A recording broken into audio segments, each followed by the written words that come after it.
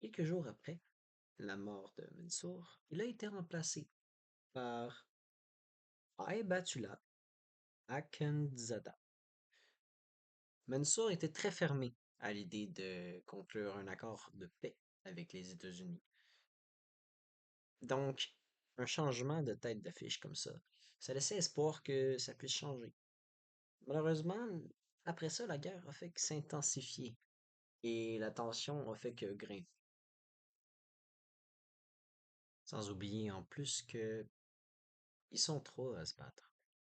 Il y a la coalition avec les États-Unis. Il y a l'État islamique et il y a les talibans. Et attention, il faut faire la distinction entre les talibans et l'organisation d'Al-Qaïda. Parce que Al-Qaïda, c'est un réseau terroriste international qui était fondé par Osama Ben Laden et qui avait pour base l'Afghanistan, mais leur but, c'était pas de se battre aux côtés des talibans contre les États-Unis. En fait, ce qui s'est passé, c'est que les talibans qui, eux, occupaient le pays de l'Afghanistan à la place du gouvernement, grâce d'ailleurs un peu au financement et à l'aide de Oussama Ben Laden, vers les années 1990,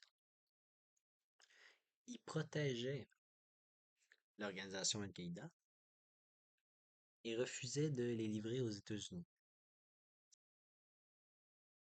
Après ça, ce qu'il faut savoir à peu près, pour ne pas aller trop dans les détails, sur l'État islamique, c'est que eux trouvaient que les talibans n'étaient pas assez radicaux. Euh, Ils voulaient aller plus loin que juste l'Afghanistan pour appliquer leur vision des choses. Et les talibans, eux, s'intéressent surtout aux pays qu'ils cherchaient à dominer et à contrôler, comme ils le faisaient avant, tout en appliquant leur vision des choses, la charia, sur leur population. So, en février 2020, après à peu près 20 ans de guerre, euh, les États-Unis signent un accord appelé Doha avec les talibans qui consiste principalement à garantir que Al-Qaïda ne reviendrait jamais sur le sol de l'Afghanistan. Et en échange, les États-Unis retireraient leurs troupes. Mais évidemment, dès qu'ils sont partis, donc oui, en mai 2021, il y a le retrait des troupes américaines qui commence, mais le 15 août 2021, il y a une grosse offensive qui se fait à Kaboul de la part des talibans et ils prennent le contrôle de leur pays en quelques semaines.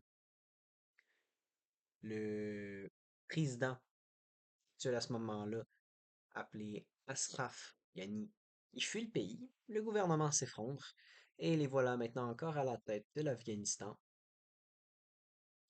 à appliquer la charia sur leur population.